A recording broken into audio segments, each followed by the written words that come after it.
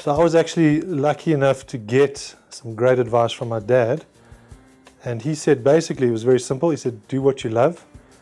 Don't do something just to get a paycheck. And that really did inform my rest of my career. I went after fulfillment, and you can actually do something in your day job that's incredibly fulfilling and helps you grow and learn if you do it right. It doesn't have to be two different things. You don't have to have a day job and your dreams are on the side, slowly dying away. Those two things can be the same. The smartest thing I did early on in my career was definitely not chasing money. So I decided I would rather work for great people and learn from them than chase money.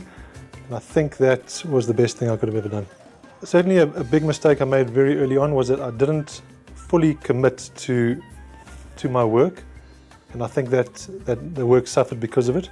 I kind of felt like it was a means to an end, and this was like a day job that I did while I was doing other things.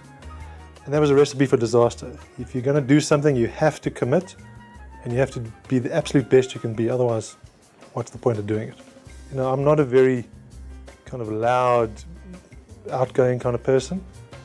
And you've got to accept that people often don't get the ideas that you might have, down to your very core. You understand this idea, you think it's amazing, but you also need to communicate it in a way that they understand.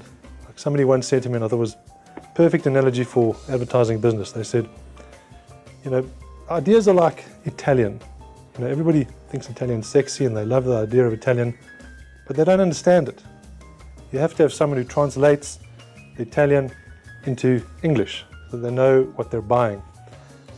So for me, it's about making sure they understand the idea. So personally, I always make sure that I do something physical that makes people understand that we are committed to this idea, and we've got skin in the game and we want to make it happen. Because that doesn't always come across just from talking about it.